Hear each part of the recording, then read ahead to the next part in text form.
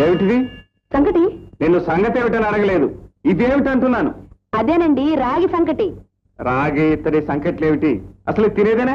శుభ్రంగా తినేదే. ఒకసారి తిని చూడండి, అసలు ఇడ్స్ పెట్టరు. నైఫ్ ఉందా? అయ్యో రామ, ఇందులో నెయ్యి వేసుకోరండి, మజ్జి కోసుకుంటారు. మై గాడ్, తెలుగులో మాట్లాడకపోతే చాలా ప్రమాదాలు చెట్టున్నాయి. ఇది కాదు గౌరీ, కత్తి, ఫోర్క్. అదే గరిట, కత్తి గరిట కావాలి. కత్తి గరిట.